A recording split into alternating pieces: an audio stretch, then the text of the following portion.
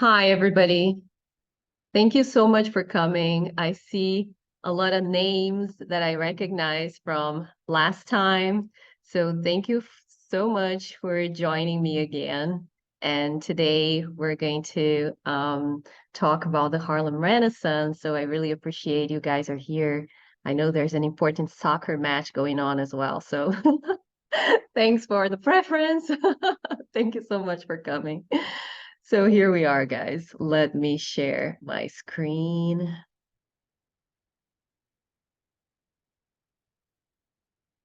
Can you all see my screen? Can you see it? Wonderful. All right. So this is the Harlem Renaissance or Harlem Renaissance, as depending on the pronunciation you hear. So this is going to be our topic today. And in today's agenda, I would like to give you a little bit of contextualization. I'm going to briefly talk about visual arts, then music and dance and literature. So we are going to be looking at Langston Hughes, Gwendolyn Bennett, and Zora Neale Hurston. I feel like we don't talk enough about those people, and we should be talking a lot more about them because they are so, so special, not only for American culture and literature, but the world in general. All right, so in order for us to understand the movement, I think first thing we need to understand is, what does Harlem Renaissance mean, right? What is Harlem and what is Renaissance or Renaissance? So my first question is, have you ever been to New York City? If you have, please answer on the chat. Okay, I see some thumbs up. So I see some of you have been to New York City already. Okay, yes. Oh, all right. Okay. I see a lot of people traveling. Okay, nice. And when you were in New York City, have you visited the Harlem? Harlem is a neighborhood in Manhattan. Have you visited the Harlem? Oh, Murilo has. Okay. Fabiana as well. Oh, this is so nice. Okay, so Murilo and Fabiana, do you remember what you saw there? Can you tell me? Like, do you remember what you did in the Harlem? You don't remember? Oh, hello everyone. Oh, hi. I remember I went on a special lunch in a church Uh-huh. Oh, when okay. there was singers that I remember a movie with Hoop Gober. I don't know, I don't remember. It's a gospel show, but it was Okay. very special moment. It's very traditional in their culture. Was very good. Yes. Thank you so much for your participation, Murilo. So gospel, church, Whoopi Goldberg. Yeah, this is the vibe. Fabi, do you remember what you did there? What you saw there? Yes, I visited the Theatre Apollo. It's so important in Harlem, and the Schomburg Center, a library when we can find a lot of books about the Black people in New York. Oh, this is precious. Thank you guys so much for your contribution. This is amazing. Yeah. So this is what the Harlem is about. So if you guys can take a look at the slide, this is like this big square here is where the Harlem is located. It's basically in Manhattan, like between the Central Park and the Bronx. So because it is so close to the Central Park, nowadays it is a very noble region. Like, it's been gentrified. Nowadays it's very hipster and all. But back then in early 20th century, we're talking about um, this area that was not so noble as it is nowadays. And this is going to be like a concentration for Black people to start gathering and living and forming this community in New York City. So that's why the name of the movement is the Harlem Renaissance, exactly because of where it was located. And then why Renaissance? Can you tell me on the chat what you think Renaissance means? What comes to your mind when you think of the word Renaissance?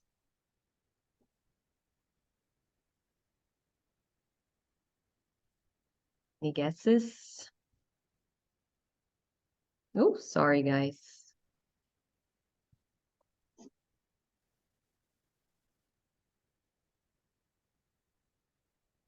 No ideas. Okay.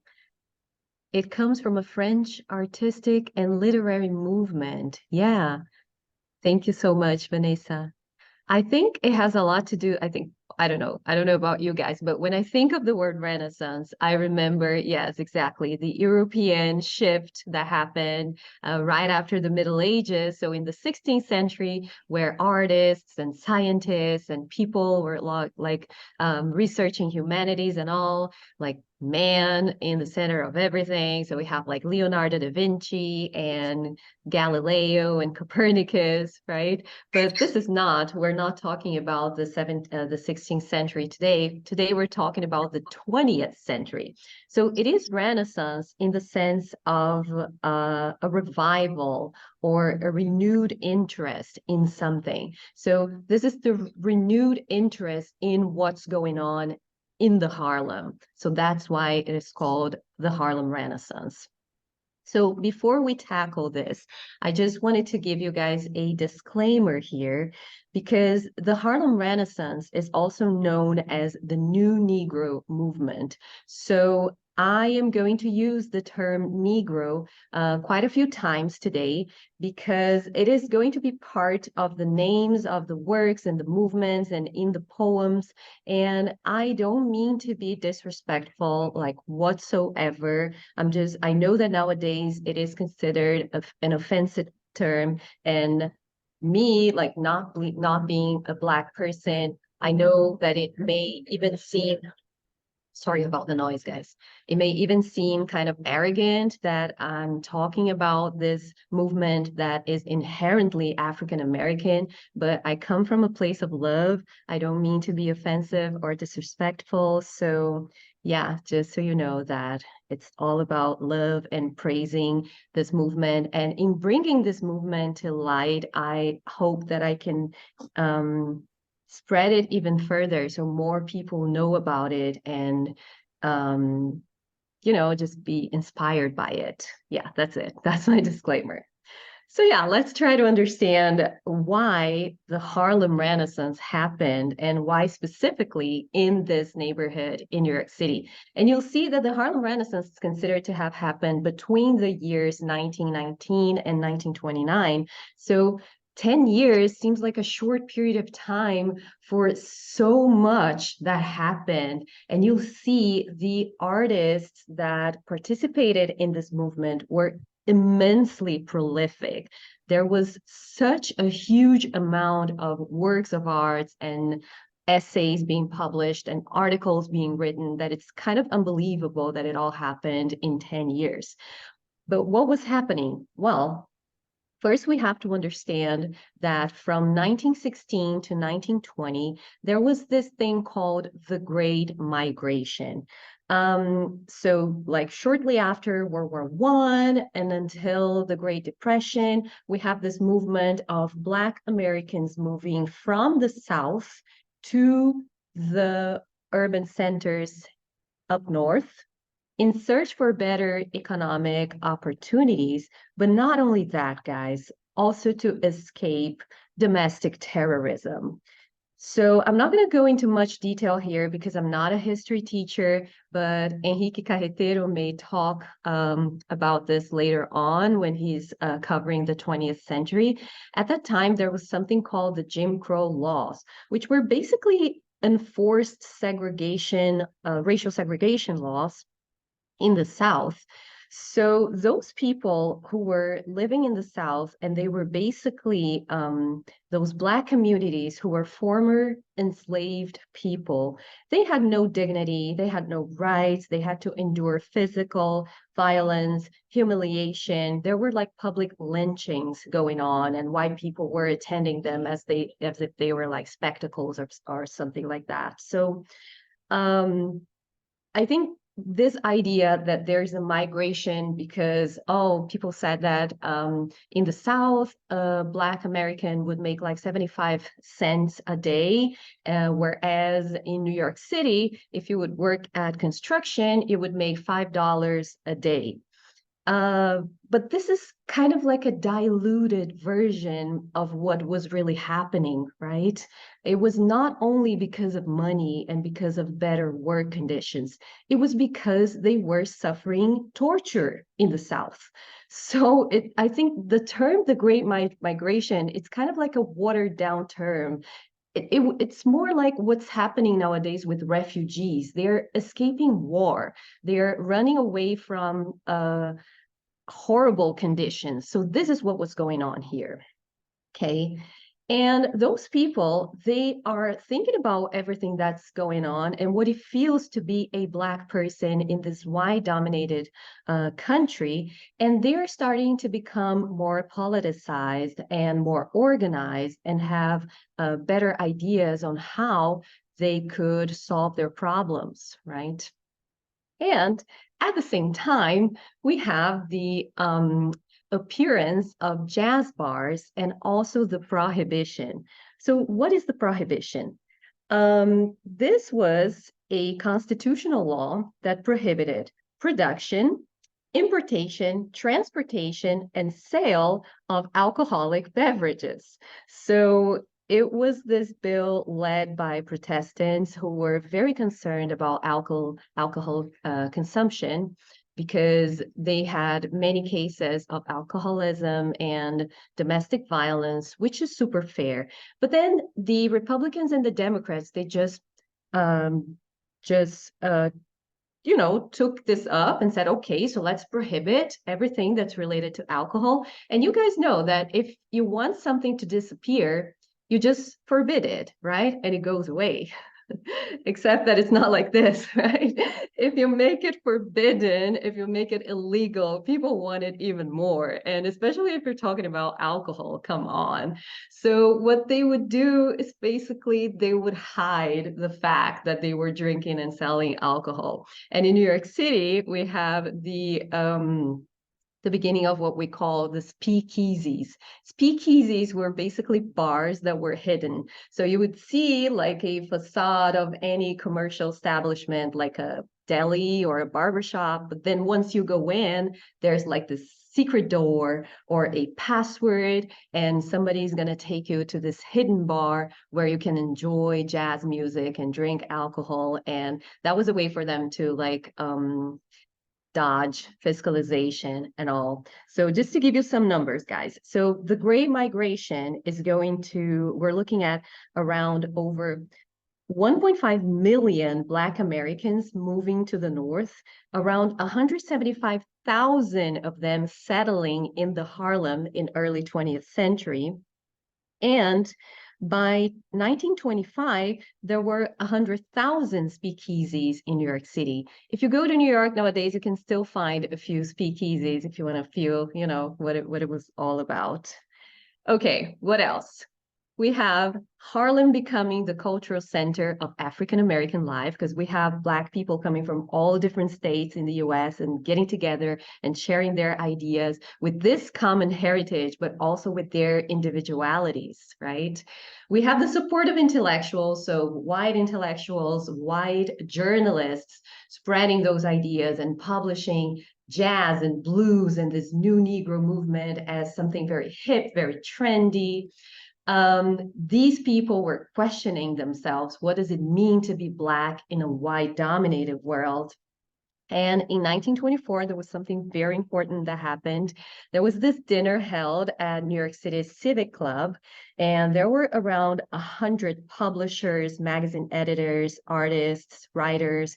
They were just there to like exchange ideas and to show their art. And this was really important to draw attention to those young writers and artists of the Harlem Renaissance. So far, so good. Guys, if you have any questions, just say something on the chat, okay? I am not an expert in visual arts whatsoever, but I wanted to show you this because I thought those examples were very interesting. They cannot be ignored. But I've picked up two examples. First one is sculptor Richmond Barth, and he was exploring the beauty of the Black body. Guys, if you have the time, take a look at his work later, because it's really worth it. And the other one is this guy here, Aaron Douglas. He's a muralist, he was. And he painted those huge walls, and he wanted to talk about heritage, segregation, and race. Guys, this was painted in the 1920s. I mean, look at that. This could have been painted yesterday. It's so modern, right? The silhouettes and the use of light. Exactly. I agree with you. It's stunning. So if you guys go to Harlem nowadays, there are some centers for Black culture that you can see some of his murals. They are preserved. So unbelievably beautiful. So I just wanted to show you a few examples of the type of arts that the Harlem Renaissance artists were making. And guys, don't forget that those people, they were actually working very hard jobs. So they were working all day, and they were usually like construction work or factory, so drudgery, physical labor. And they could not afford to be full-time artists. So they were doing this in their free time, right? And oh my God, and so much artwork. Is unbelievable. And then, of course, now I feel more at home to talk about music because I don't know much about visual arts, but I wanted you guys to imagine that we're back to the early 20th century. Imagine you're living in the US, and the type of music that you listen to and the type of music that they play on the radio is that type of popular music that stemmed directly from white Western European tradition. I have an example here that I would like to play, just so you guys have an idea of what it would sound like. Just a sec. Okay, let's have a listen. This is an example of popular music from the 20th century in the US.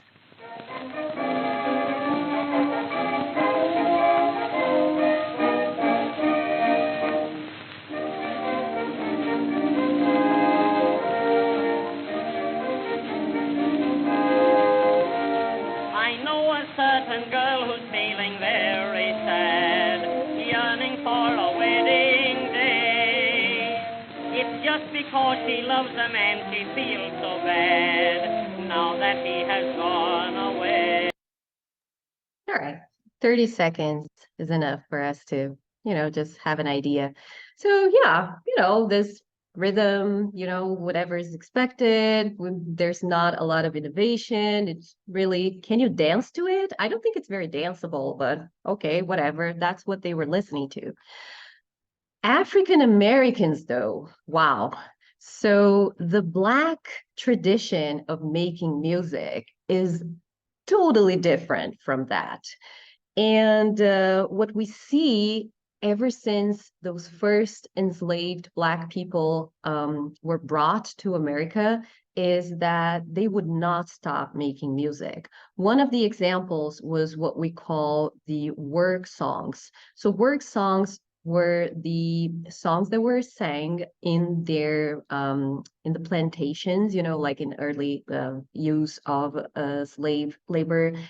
They had those tobacco plantations, cotton plantations, sugar plantations sometimes, and those people had how can I say this? They used these songs in many ways. So one of them was to coordinate the labor, so give rhythm to what they were doing in the plantations, but they were also used as a means of communication with other people, like across the fields. It was a way to lift up their spirits because, all the grievances and all, and also a way for them to comment on the oppressiveness that they were suffering. And they used a format that is like comes directly from African tradition that we call and response. So one person would would chant out something, a phrase, and the others would respond. Let's listen to it because it's gonna make more sense once you listen to it. Just a second. Here we go. I'll be so glad when the sun goes down. When the sun goes down. I'll be so glad when the sun goes down. When the sun goes down. I ain't all that sleepy, but I wanna lie down. So totally different to what white people were doing. So we have this call and response thing. They are using, well, the melody is based on a totally different type of scale that we're going to see in a second. And the tools used for plantation are going to work as percussion, right? We have the rhythm, so they're kind of working as percussion to the song. And we have this choir with all the voices together when they're responding, right? And another thing that's going to be very much part of what they were doing in terms of music back then is the gospel choirs, or the beginning of gospel choirs. So Murilo mentioned that he actually went to a church in Harlem to hear the voices. Nowadays, you're going to see the beautiful big voices harmonizing in the churches with organs and all, but they started at the plantations with people as kind of like a prayer, right? Asking God to help them endure all those grievances, and they are going to use their voices that way. Let's listen to an example.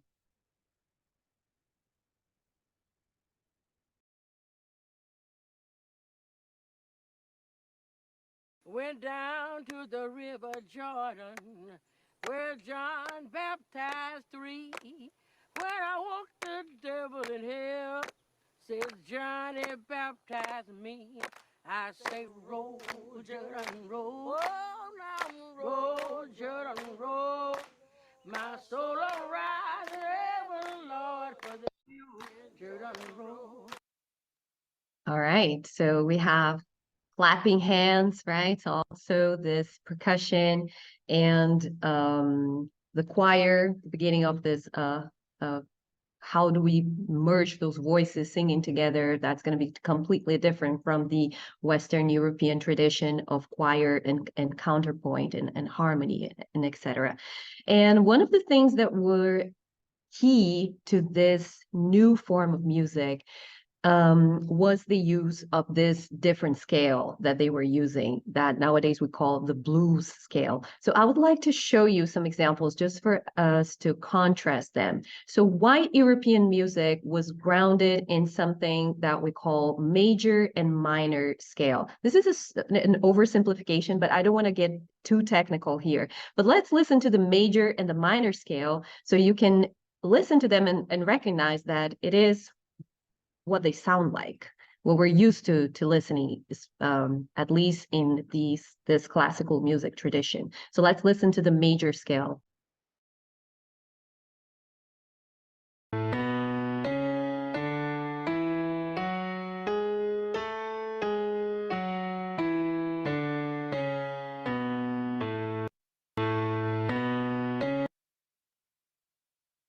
Okay, now the minor scale.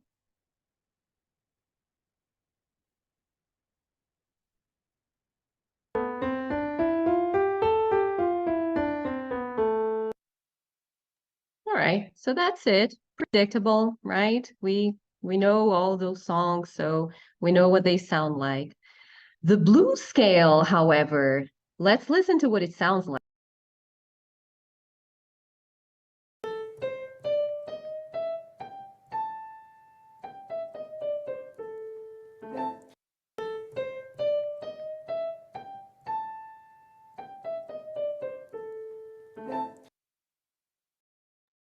Now that's different, right? That has emotion, that has spice, that has melancholy. It's something else. And those chants, those Negro spirituals, those plantation labor songs, those gospel choirs, they had this base on the blues scale. And this is what's going to develop into the blues as a genre, the genre blues. And we have some very important people here for example, Mr. Robert Johnson, that are going to be responsible for developing blues as a genre. Let's listen to Robert Johnson. I'm pretty sure you've listened to this already, but it's always good to listen to him.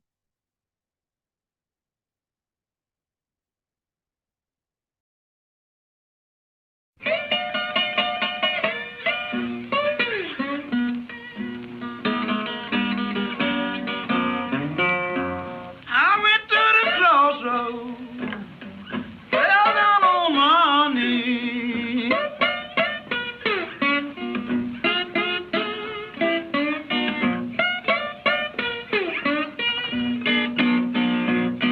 I went to the crossroads, fell down on my knees.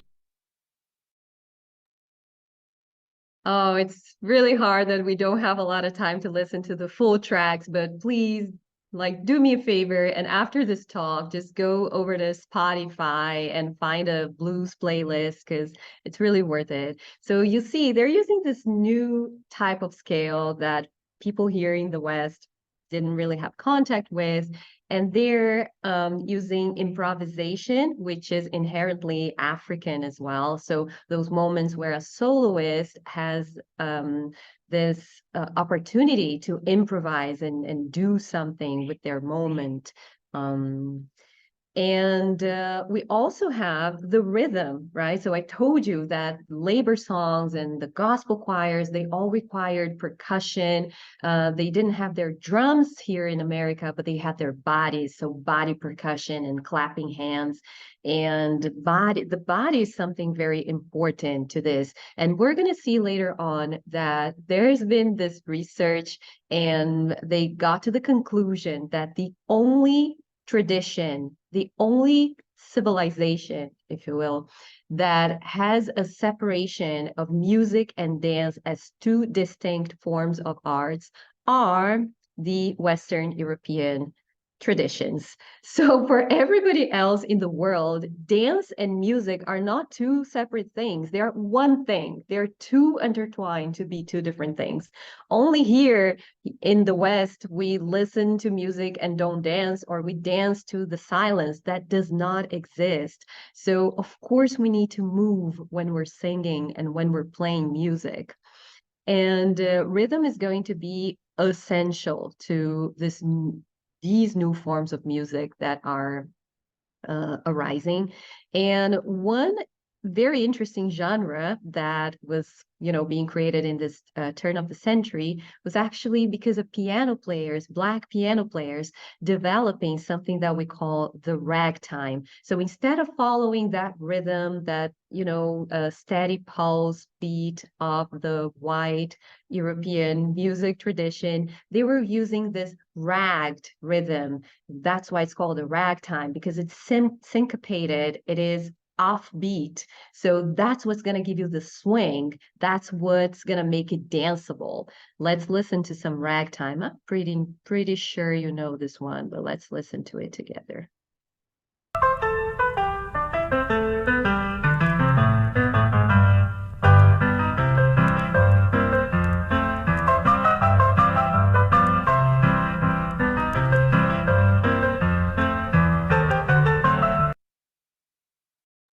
You guys know how it goes.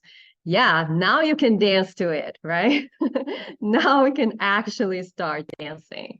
So to sum up, we have the Negro spirituals, call and response, labor songs at the plantations, the gospel choirs, percussion, improvisation, so syncopation, this offbeat pulse, and something that was being developed in the South, something called jug bands. I don't know if you've ever seen it, but this is unbelievable. So these are homemade instruments. So using a jug as an instrument, for example, or using a washboard, whatever they could find. Basically, those Black communities in the South, like, for example, New Orleans, Louisiana, they didn't have the means to get orchestra instruments, of course. So they would collect broken instruments from marching bands, like military bands, so brass and percussion, right? Percussion instruments, cymbals, and also trumpets or horns or trombones, or whatever was left, like pieces of bones or jugs or washboards, and they would start making music with them because that's what they had. And this is going to be essential for jazz, for the creation of jazz. I know we don't have like much time, but I wanted to show you like just a tiny little extract of a jug band from the past because it's unbelievable, like the creativity that it took.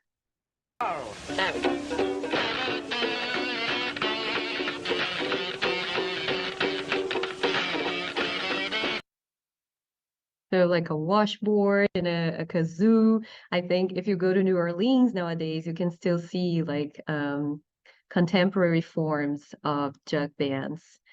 Okay. Another thing that was essential to the movement was the development. Oh, Robert Johnson, I've told you guys, the father of blues, right?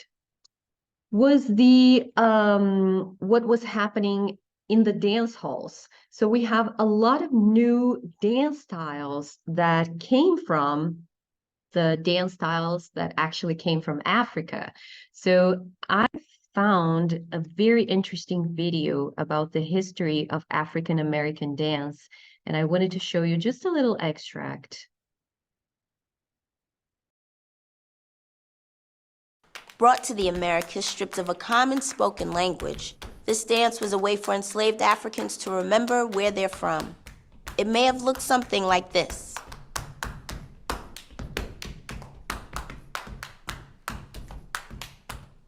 Slapping thighs, shuffling feet, and patting hands.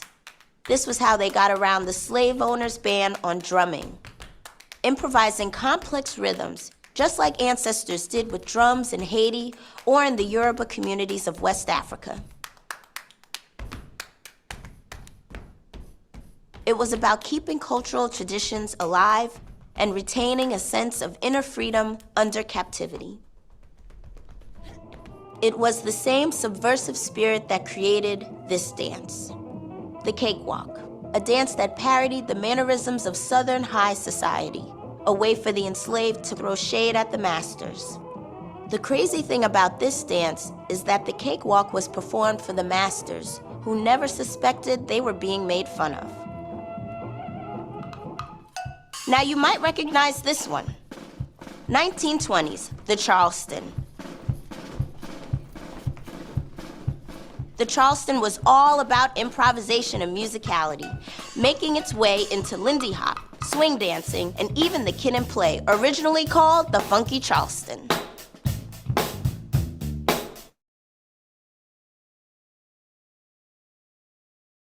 Okay, so beautiful dance genres also developing at this time.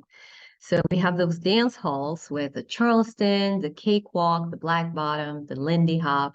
We have the invention of the drum set, which was really crucial as well, because you don't need to have like this big set of percussion instruments as well. Now you can have just the drum set and you can play on the stage of a bar or whatever.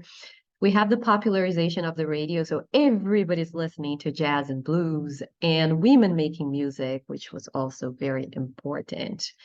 Guys, here are some examples of jazz musicians that were essential at this beginning of the 20th century, but there are so many to choose from. It's like, you guys know. So Louis Armstrong, this is a guy that came from New Orleans, and he was very famous for scat singing, which is that type of singing that you improvise, not using words, but like nonsensical syllables and onomatopoeia. So he was able to improvise and do wonderful things with his voice.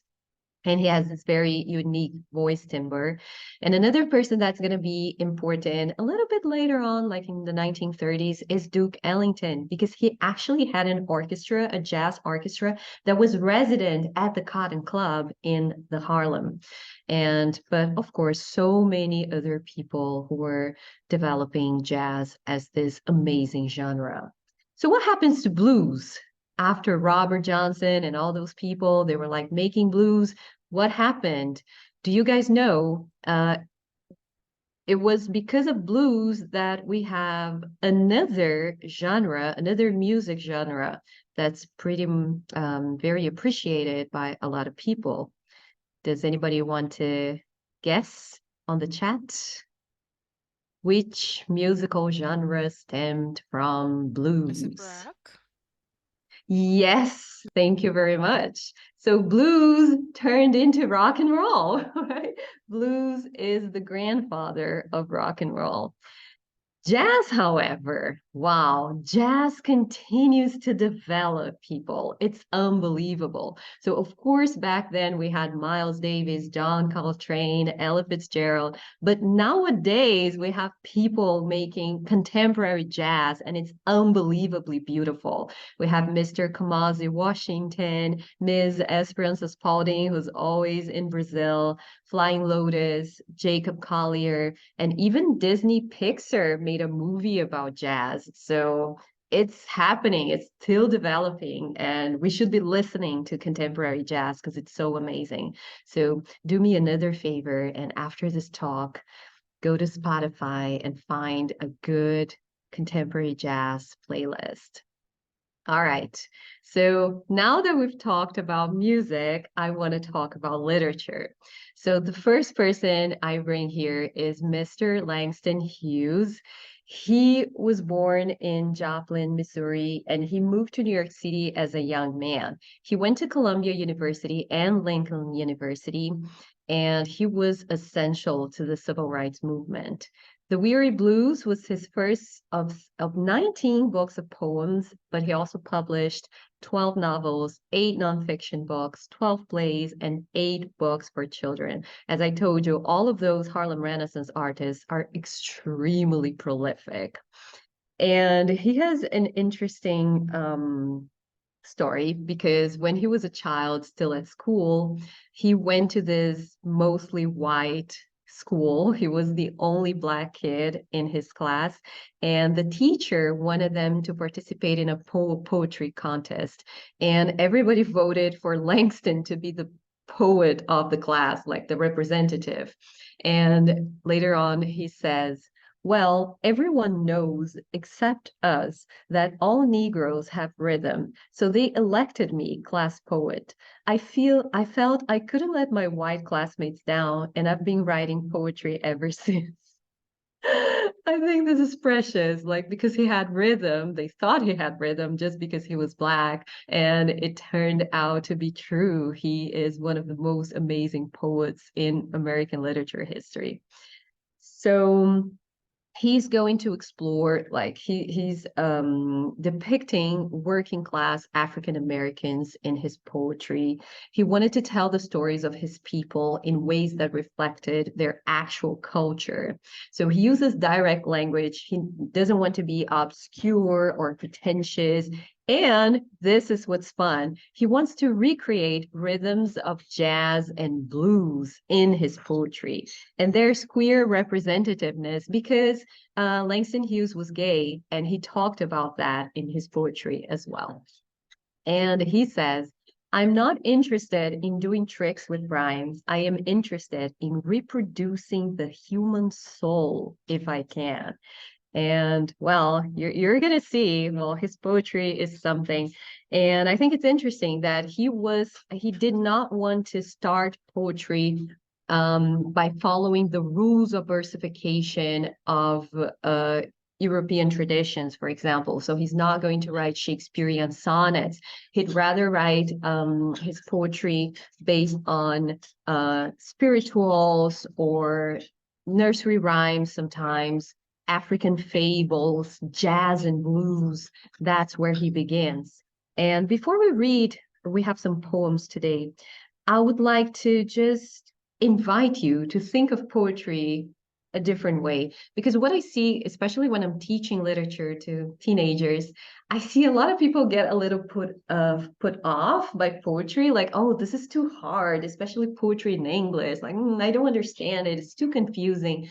So first thing, I don't want you guys to think of poetry as a riddle or as a puzzle, an enigma that you need to solve. That's not about that, guys.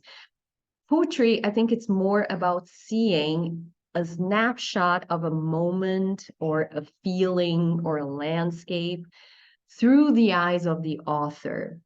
And this snapshot has visuality because, of course, poetry is visual, but it also has music. Poetry is supposed to be read out loud because only when we read it out loud, we get like the whole idea of the rhythm, the beat, and sometimes we only realize word plays or puns when we're reading it out loud. Next month, on the 28th of September, we're going to have a talk about Emily Dickinson, who was an American poet as well. So if you guys want to talk more about poetry, I invite you to join me then.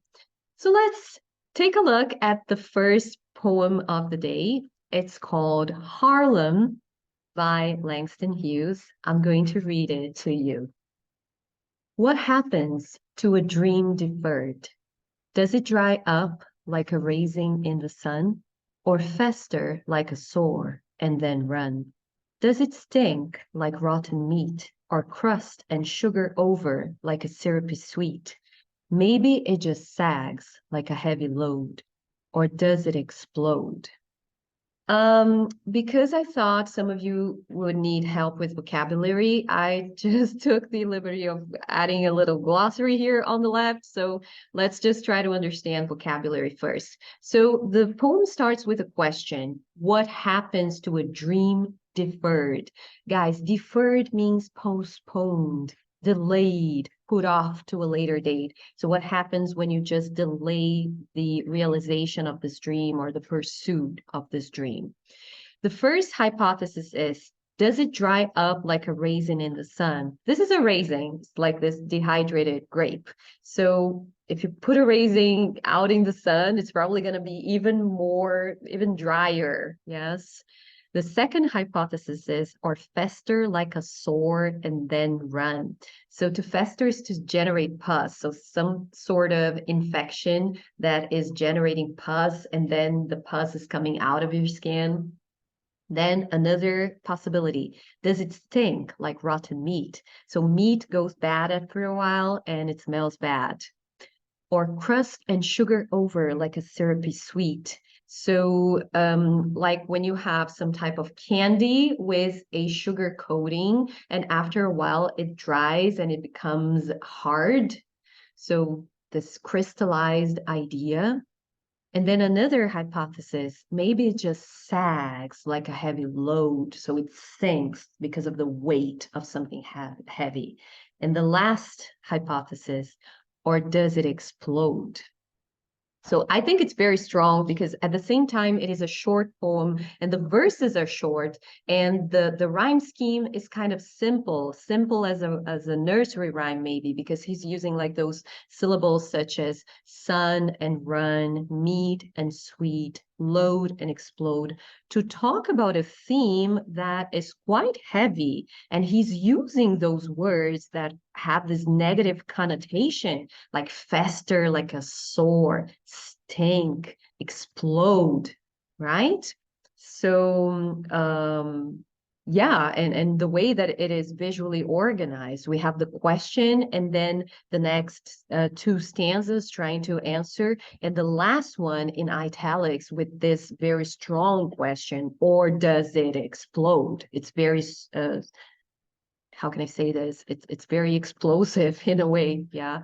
So I would like to ask you guys, what dream is that? What dream is Langston Hughes talking about? You can send me on the chat if you don't want to talk on the microphone.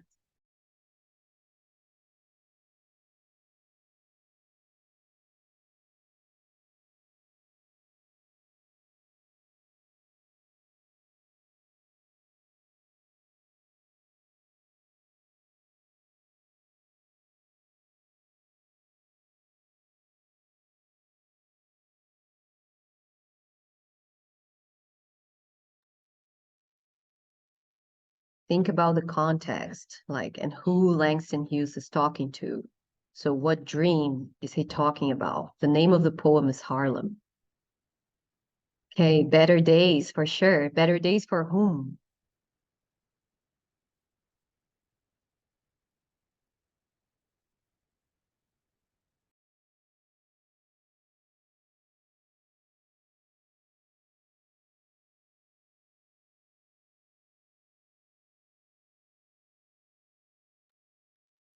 No guesses?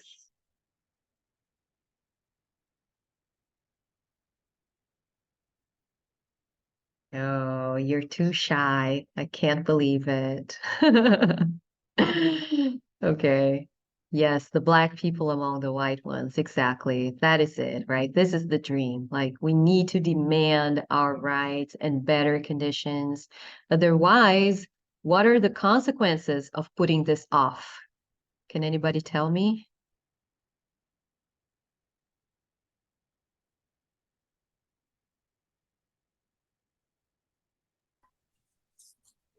Maybe this is talking about that their dreams will not realize. There is something that they are dreaming, but is something that is impossible. It's something that will not realize never. Yeah, I think it won't be realized if nobody fights for them, right? There's only so much you can take, and if you just take it all passively, then nothing's ever gonna change. So that's a type of dream that you cannot defer. You have to act now. Otherwise, it's going to explode. Terrible consequences. I find this really powerful, really, really powerful. There are tiny 11 little lines that contain the universe. And this is Langston Hughes, people. If you guys are interested in poetry, please read Langston Hughes. He's unbelievable. But I would like to show you some other writers as well. And the next one is Miss Gwendolyn Bennett. She was born in Giddens, Texas, and in high school, she was the first African American to win a literary contest. And then she went to Columbia University and the Pratt Institute to study arts. And you'll see that all of those key figures of the Harlem Renaissance, they're highly educated. They're all Black people who went to Columbia, who went to those very good educational institutes. And she also taught design and arts at Howard University, and she lived in Paris also when she was like developing her art forms, and then she moved back to New York City. She was not only a poet, she was also a painter. She has watercolors and canvases and woodwork, but unfortunately, most of her work was gone after a fire. But it is estimated that she has around 40 poems, 8 nonfiction books, and 2 short stories. I would like to show you this one called Heritage. I'm going to read it to you. Heritage. I want to see the slim palm trees pulling at the clouds with little pointed fingers. I want to see the lithe Negro girls etched dark against the sky while sunset lingers. I want to hear the silent sands singing to the moon before the Sphinx still face. I want to hear the chanting around a heathen fire, our strange black race. I want to breathe the lotus flower, sighing to the stars with tendrils drinking at the Nile. I want to feel the surging of my sad people's soul hidden by a minstrel's smile.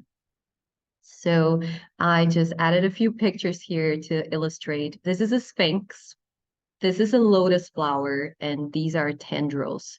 So both the Sphinx and the lotus are from Egypt, so heritage in a way like the cultural and maybe ethnic heritage of Africa. She also brings images such as the Nile, right? So that is very clear. There's a lot of reference to nature here. So, of course, she's talking about building pride in this heritage, right? Proud of having this common African heritage, African roots. And what I find interesting about this is that every stanza starts with I want. So I want to see, I want to hear, I want to breathe. And we're talking about a Black community in the US who have been for so long repressed and denied even the possibility of wanting, of longing, of desire. And now they're trying to find a way to desire things, long for things. And what we have here in the last stanza, she says, I want to feel the surging of my sad people's soul hidden by a minstrel smile. I don't know if you guys know what minstrel shows were, but back then in America, minstrel shows were those shows, performances in which white people would paint their faces black to ridicule Black people, and they thought it was some sort of spectacle. So how can you overcome this humiliation and find your self-esteem and build that confidence to yeah, to just move on and have pride in your heritage. I find this really, really strong as well. And Gwendolyn Bennett is not a very, I want to say renowned poet. Not a lot of people know about her, and she's written beautiful things. So please, if you have the chance, read Gwendolyn Bennett. And the last writer I wanted to bring here is Zora Neale Hurston. Maybe you've heard of her. So she's from Nottasulga, Alabama, but then she moved at a very young age to Eatonville, Florida. And that's going to be relevant because in Eatonville, Florida, they had a mostly Black community. So when Zora was born and in her early childhood, she didn't really realize we lived in a racist world. Only when she turned 13 and moved away from Eatonville, she started to notice that she was treated differently, that there was racism and prejudice and etc. And she's going to talk about this in one of her essays. She's one of the leading African-American novelists of the 1930s. She went to Harvard and Barnard, and she traveled around the US to collect stories. She was fascinated by folklore. She celebrated the rural South. She published 4 novels, 2 books of folklore, an autobiography, and dozens of short stories, plays, essays, and articles. What I have here for you is an extract from her essay, How It Feels to Be Colored Me, from 1928, in which she talks about this process of leaving Eatonville, Florida, and noticing how she was treated different just because of the color of her skin. And yeah, she trying to understand what it was like to be a Black woman in this white-dominated society. I want to read it to you. A white person is set down in our midst, but the contrast is just as sharp for me. For instance, when I sit in the drafty basement that is the New World Cabaret with a white person, my color comes. We enter chatting about any little nothing that we have in common and are seated by the jazz waiters. In the abrupt way that jazz orchestras have, this one plunges into a number.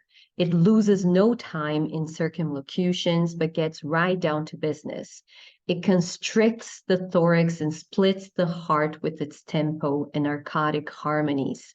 This orchestra grows rambunctious, rears on its hind legs, and attacks the tonal viol with primitive fury, rending it, clawing it, until it breaks through the jungle beyond. I follow those heathen, follow them exultingly. I dance wildly inside myself. I yell within. I whoop. I shake my assegai above my head. I hurl it true to the mark. Eow. I am in the jungle and living in the jungle way. My face is painted red and yellow, and my body is painted blue. My pulse is throbbing like a war drum. I want to slaughter something, give pain, give death to what I do not know. But the piece ends. The men of the orchestra wipe their lips and rest their fingers.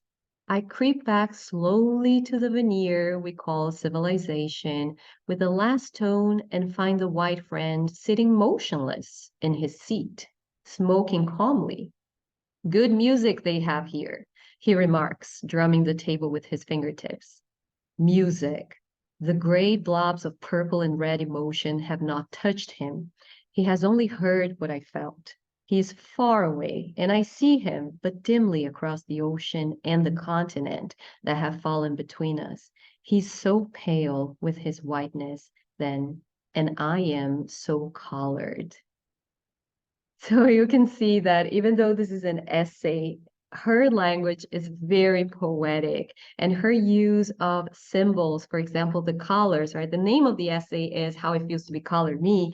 And she says, for example, the face is painted red and yellow, body's painted blue, the gray blobs of purple and red emotions. And she's going to explore the symbol of colors throughout the essay. It's a very interesting essay. You should read it. And that thing I mentioned about not being able to separate dance and music, when you listen to jazz, there's something that happens to every cell of your body. Here, Zora, she cannot stand still, and she cannot understand how a white person is just sitting still listening to jazz. Yes. So yeah, you should read Zora Neale Hurston as well. And just to end this talk, guys, I have this little piece of advice by Langston that I thought would be interesting to share with you. So Langston Hughes says, folks, I'm telling you, birthing is hard and dying is mean. So get yourself a little living in between. Thank you very much, guys. I would like to invite you to ask questions and contribute with whatever you want, please.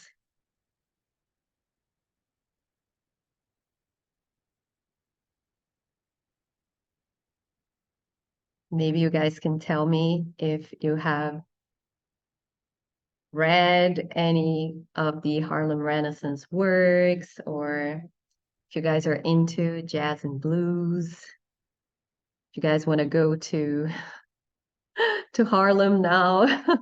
I can't wait to go to New York, guys, and see everything Harlem has to offer. Any questions? No questions. It was wonderful. Congrats.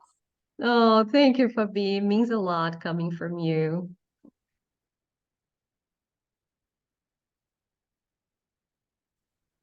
Talita, it was wonderful, as Thank always. Very, very nice. Very, very nice. I liked especially when you showed the scales and the difference. I had never noticed that. And I was like, oh my God, the sounds really much more melodic. It's so different. It's, you know, it was really interesting. Had never noticed it before. Oh, I'm really glad. Yeah, we should be listening to more jazz and blues. Oh, we have a comment. I'm right behind the scenes, but I'm so impressed with all the content you brought us. Oh, thanks, Leticia. Oh my God. I feel honored. And I'm really glad we're, having this moment to appreciate everything that those people did back like 100 years ago. It changed music forever, right?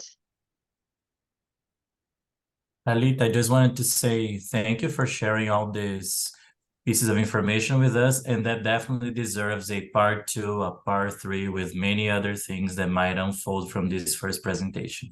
Congrats. Thank you so much. And yeah, let's do it. Let's do part 2, 3, 4, as many as we can. Congratulations. It was really amazing. I loved it. Thank you so much. Thank you for coming, guys.